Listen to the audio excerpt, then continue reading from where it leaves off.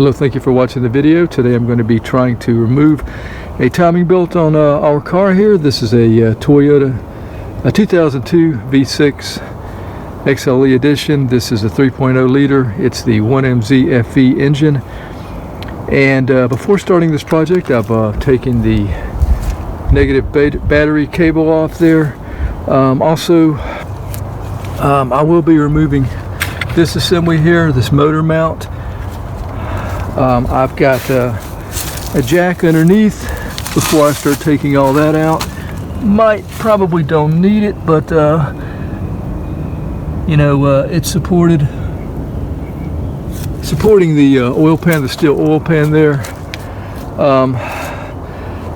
There may be a procedure where I may have to jack up. After removing this, I may have to jack up the engine to remove certain bolts here, as far as the book says anyway, so I went ahead and put that jack under there. I just want to say before going any farther that I am not a certified mechanic, so this is not going to be a how-to video on how to do this job. I've never done the job before, so it's really just kind of an entertainment video. As I do this, I'll be filming pretty much for my own benefit, so I know how to put all this stuff back together. As you view this, you can see the mistakes that I make with this job, and maybe that would be helpful. So anyway, let's go ahead and begin.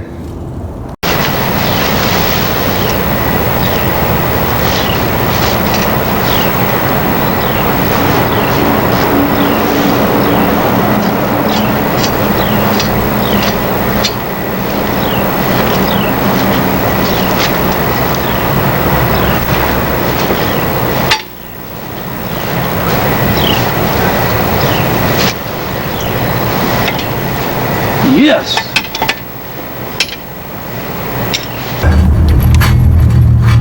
This is a 22 millimeter.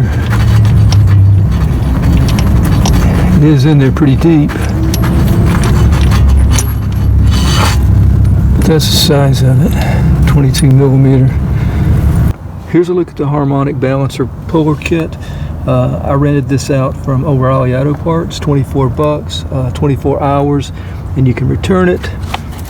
They checked and made sure that all the screws here were in good shape.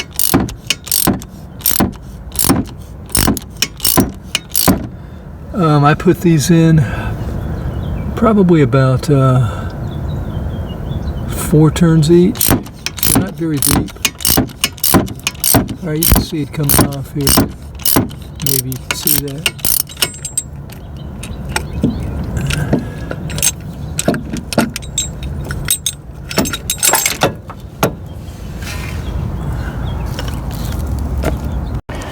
Alright, I'm about to take this mount brace off right here, but I just want to say that I've already taken the belt off. Actually, I took the belt off to get the crankshaft bolt off. I had to use the belt, the drive belt from the alternator. I had to use that as a wedge around the crankshaft pulley so that I could loosen the crankshaft bolt.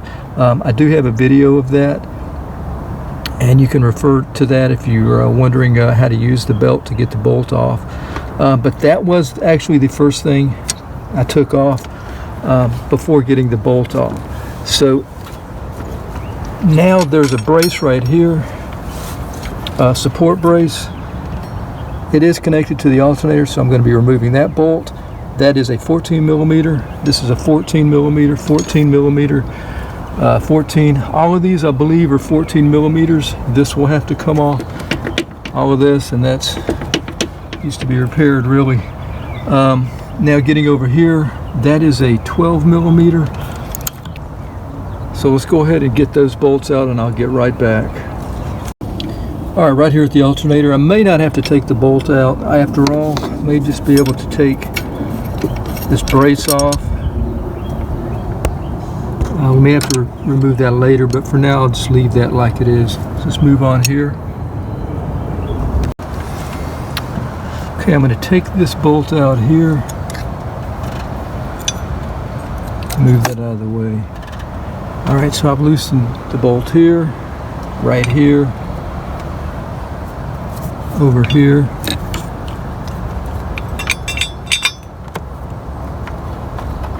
take this one out with the washer.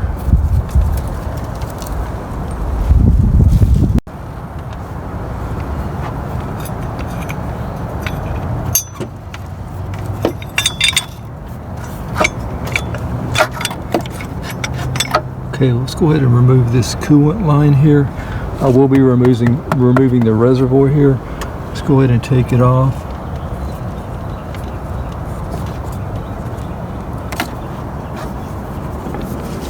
Just gonna lift up on the reservoir here. Put that aside. All right, I guess I'm gonna have to take, I was hoping to leave these in. See how long they are, very long bolts.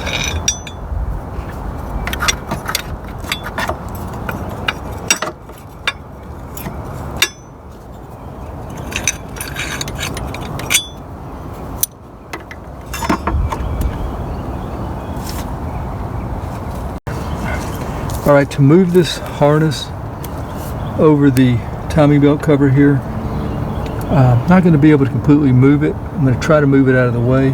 So there's clips here, one here, and then right here. Also back up a little bit, we disconnected the 2 ground wires. Push those out of the way. But you can unclip it or just pull it straight up like that. See how it came out of that, it came out of that. And then we used a screwdriver and pulled it here and then pulled it out there. Okay, so this is where the 2 long bolts we're going into. This should just be able to come right off.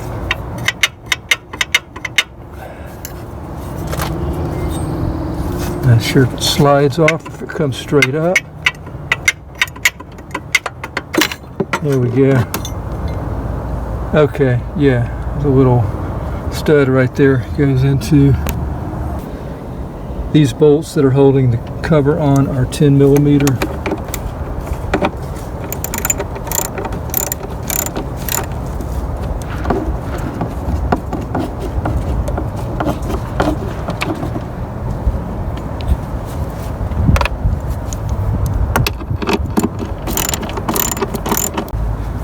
Okay, so I just removed this bolt here, snugged right under here.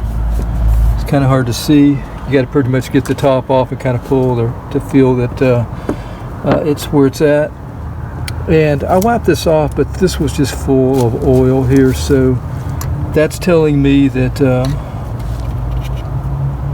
this seal is probably leaking oil on this camshaft, at least this one. Now, I had an oil leak, so I thought it was the crankshaft seal below, but it's looking like this one's going to need to be replaced here, and we'll probably have to replace that one over there.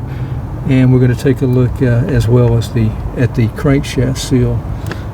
Okay, on the timing belt cover, there's one that's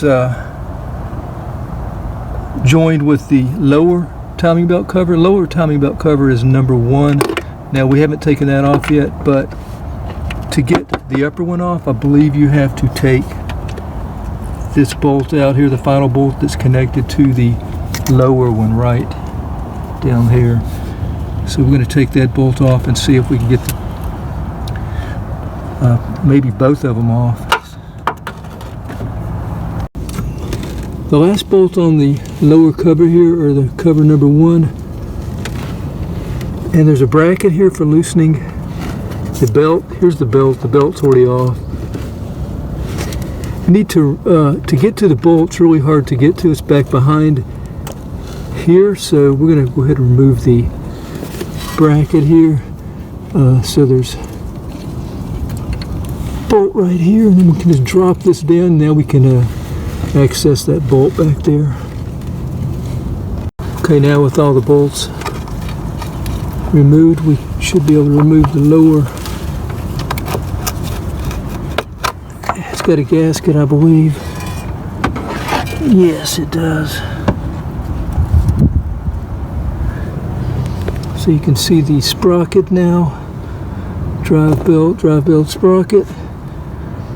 Let's go up and remove the number 2 cover. That's so oily there. The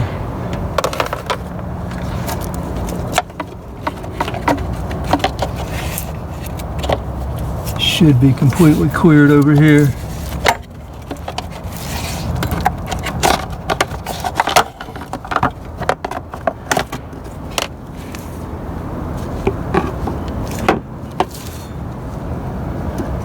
Okay, I'm just looking for any oil signs that, okay, over here there's some. I think it's best that we check the seals behind the cam shaft pulleys anyway and replace those if we can. Alright, so to remove the belt, we're going to have to take this belt guide or whatever it is off right here. It is held on by 2 nuts here. You can see that right there. So those studs will stay in place, I guess. And then there's 2 bolts. And we'll try to take it out at that point. What I just showed you here is connected to the alternator, this brace here. So I'll take this nut off and just drop.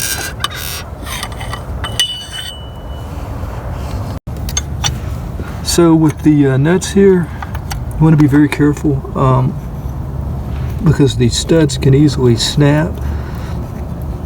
So I just made sure that I didn't put too much force on my on the nut with my wrench. They want to spray with some lubricant.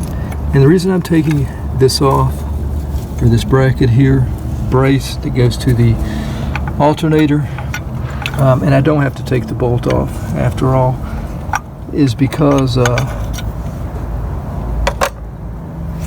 there's another bolt right here that is a number 12, and I had to get my wrench in here. I could not do that with the brace in place.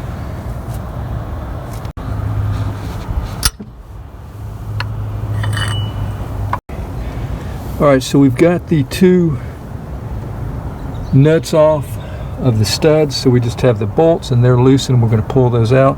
We may have to jack up the car because may not have room to get those bolts out. Now that one comes up.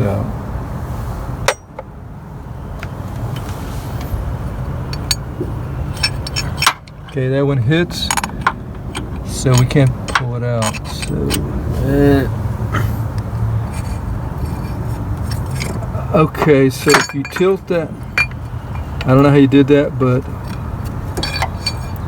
leaving the bolt in and pulling it all out at one piece, I guess it's able to angle it, but anyway, it's out without having to jack the car. So before taking the belt off, I'm going to go ahead and make lines on this belt. We're at top dead center according to all the markings of the 2 camshafts and the crankshaft. I'll show you those markings in just a second. If for some reason your belt was broken, you can take the spark plug out of cylinder 1, which would be right here against the firewall, closest to the firewall here. It's not right up against it, and put a screwdriver in there, turn the crankshaft to the highest point. That would be the compression stroke, and then that should be top dead center.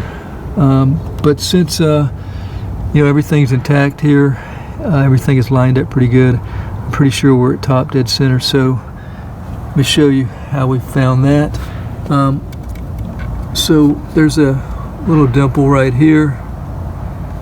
See that?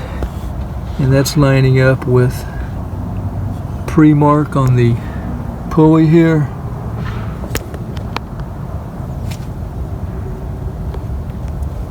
If that pre-mark is not there, there should be a little dimple right there.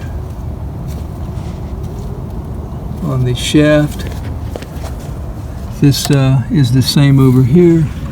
It's really hard to get to and see over here though.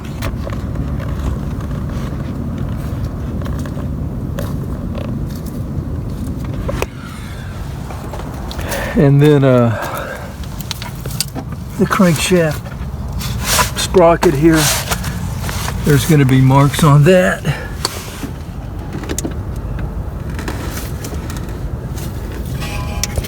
Right here, and there's a little dimple right there that's lined up with it. Okay, also there's a marking over here that shows where to, and it's right here. I don't know if you'll be able to pick that up, but it's right here. That's where we're going to mark the belt as well, and that's where we will put the new belt on at when we get that.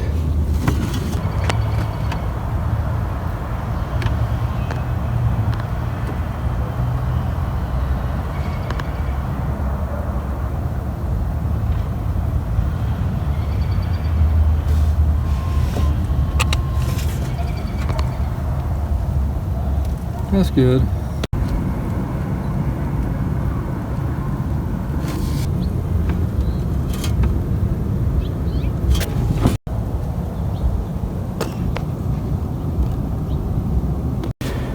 So before removing the belt, I'm looking at the book here, and I'm pretty sure this is a non-interference engine, this 1MZFE, but according to the book, it doesn't say that. It says, make sure camshaft pulley timing marks are properly aligned, and we have shown that already. Rotate the crankshaft pulley counterclockwise 60 degrees before top dead center. Caution, the engine pistons must be moved from top dead center #1 position where they will not accidentally contact the valves when the timing belt tension has been released and the timing belt removed. The crankshaft pulley bolt must be installed and tightened enough to be able to rotate the engine in counterclockwise direction. So according to the book here,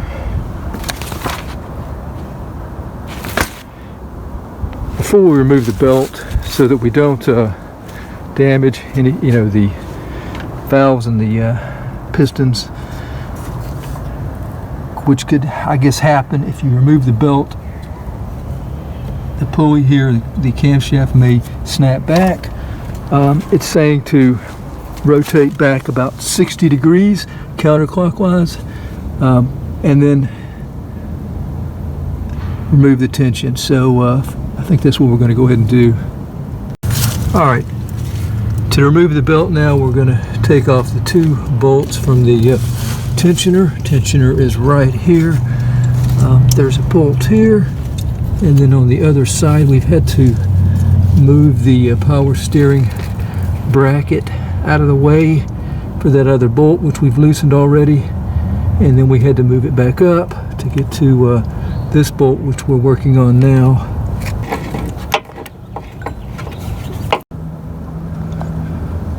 Alright, second bolt out of the tensioner. Just moved back. Belt's now loose enough.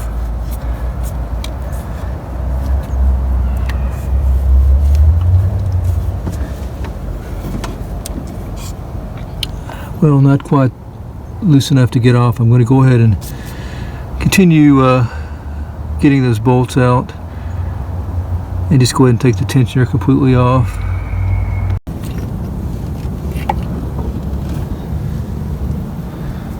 So the top bolt is shorter than the bottom one. The tensioner off now, should just be able to slide the belt off.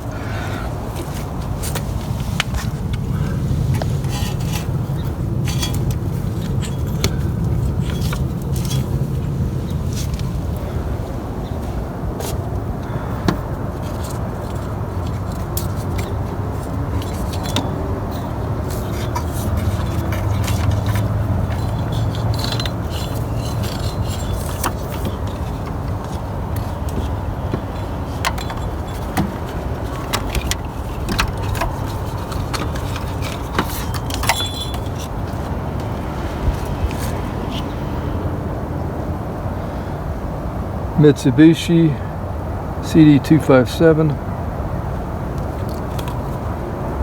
The belt actually looks like it's in good shape from what I can tell. So I may reuse this. However, I'll probably buy a kit, so might as well change it out.